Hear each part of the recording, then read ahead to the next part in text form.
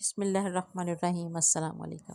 تاریخ طبری کے صفحہ نمبر 248 میں امام طبری یہ واقعہ سید بن جبیر کے حوالے سے نقل کرتے ہیں کہ بنی اسرائیل کا الجرار بن کشف نامی ایک عبادت گزار شخص تھا۔ وہ 3 بار روزہ رکھتا اور رات بھر عبادت کرتا تھا۔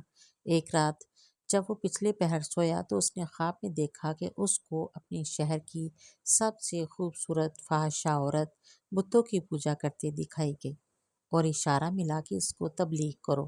جب آنکھ کھلی تو الجرار بن کشف بہت حیران ہوا کہ میں اس فحاشہ کے اڈے پر کیسے جاؤں، سارے لوگ مجھے شک کی نگاہ سے دیکھیں گے۔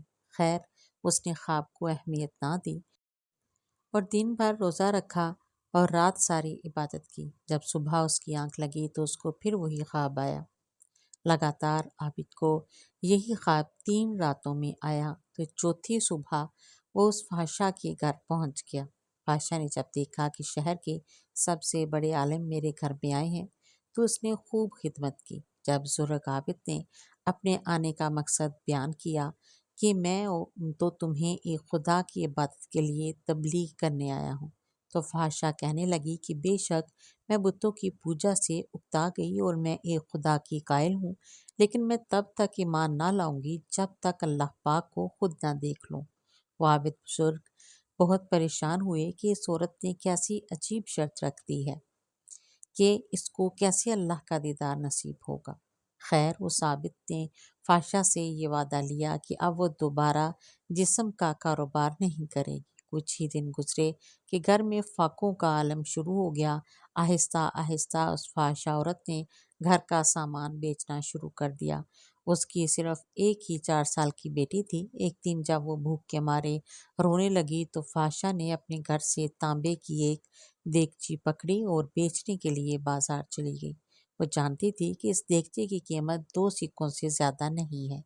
بازار میں وہ جس بھی تانبا ساز کے پاس وہ دیگچی لے کر جاتی تو ہر تانبا ساز اس کی دیگچی کی بجائے اس کے چست بدن کی قیمت لگاتا اور اس کو گناہ کی دعوت دیتا۔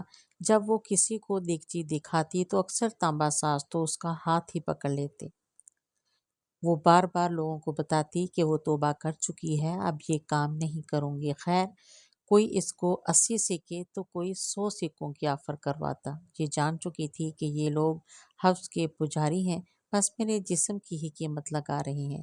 جب اس دیگچی کی قیمت تو صرف 2 سکے ہے، وہ مایوسی کے عالم میں یہ سوچتی ہوئی بازار سے نکل رہی تھی کہ یہ کیسے ایمان والے لوگ ہیں جو مجبوریاں خریدنے بیٹھے ہیں۔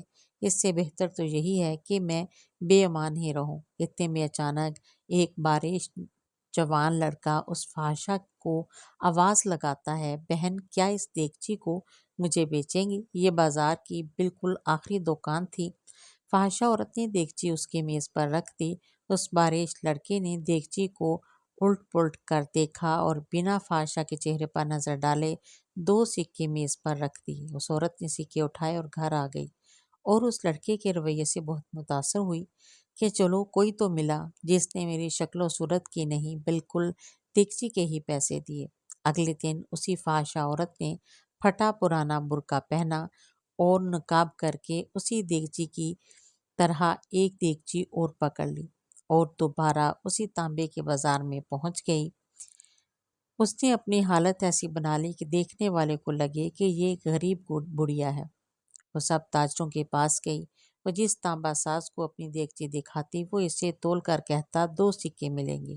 وہ عورت کہتی 6 سکوں میں بیچوں گی، پر کوئی تانبا ساز اسے 2 سکوں سے زیادہ دینے کو تیار نہ تھا۔ وہ بہت حیران ہوئی کہ یہی لوگ کل اسی دیگچی کو 80 سے 100 سکوں میں خریدنے کے لیے تیار تھے، اور آج جب میں کہہ رہی ہوں کہ میں غریب اور میری بیٹی بیمار ہے تو کوئی مجھے اس دیگچی کے بدلے 6 سکے دینے کو تیار نہیں۔ اس کا مطلب کہ یہ لوگ اللہ کے پجاری تو نہیں، یہ تو حوض پرست ہیں، وہ خوبصورت جسموں کے پجاری ہیں۔ خیر، آخر میں اسی بارش خوبصورت لڑکے کی دکان پر پہنچی جس نے کل اسی طرح کی دیگچی 2 سکوں میں خریدی تھی۔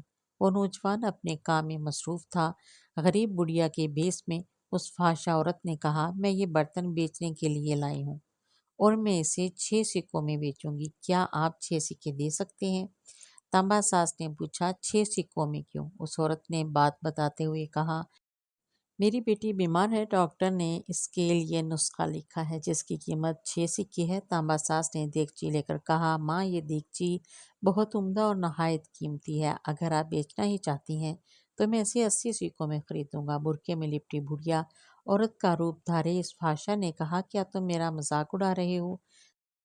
तांबा वाले ने कहा, हरगिज नहीं, मैं वाकई इस देगची के 80 सिक्के दूंगा। ये कहकर उसने बर्तन लिया और बूढ़ी औरत के हाथ में 80 सिक्के रख दिए।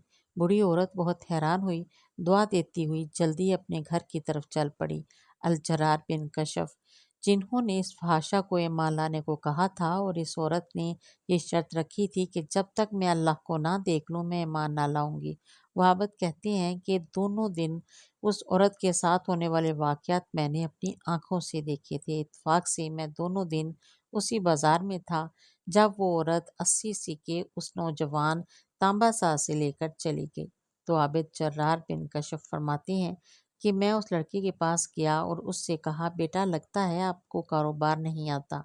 बाज़ार में कमोबेश सभी तांबे वाले इस देगची को तोलते थे और 2 सिक्कों से ज़्यादा किसी ने इसकी कीमत नहीं लगाई, लेकिन आपने 80 सिक्कों में इसे खरीदा। वो लड़का नहायत अदब से बोला, मैंने बर्तन नहीं खरीदा, मैंने उस बच्ची का नुस्खा खरीदने के लिए और 1 महीने तक इसकी बच्ची की देखभाल के लिए पैसे दिए हैं। मैंने इसे इसलिए ये कीमत दी है कि घर का बाकी सामान बेचने की नौबत ना आए। आबिद कहता है, मैं सोच में पड़ गया। फतह अल बारी की हदीस कुदसी 6502 में है, जिसको इमाम बुखारी और इमाम अहमद बिन हम्बल ने ये रवायत किया। अल्लाह पाक फरमाता है, जिसने मेरे लिए वली को तकलीफ़ दी, मेरा इसके खिलाफ ऐलान जंग है, और मेरा बंदा किसी चीज़ के साथ मेरा तकर्रब हासिल करने की कोशिश करता है तो मुझे वो इससे भी ज़्यादा अजीज़ है।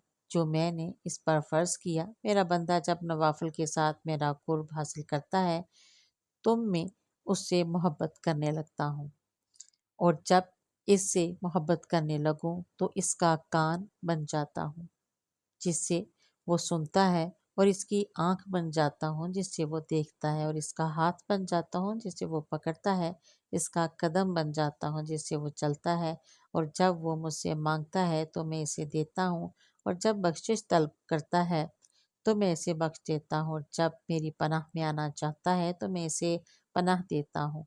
दोस्तों, अपने आसपास नज़र रखिए, गरीबों की मदद करें, बूढ़ों का सहारा बने, और ख़ास कर बेवा औरतों और यतीम लड़कियों की दिल खोल कर माली इमदाद किया करें, ताकि वो कहीं जिस्म बेचने जैसे मकरूह कामों में ना घुस जाएं।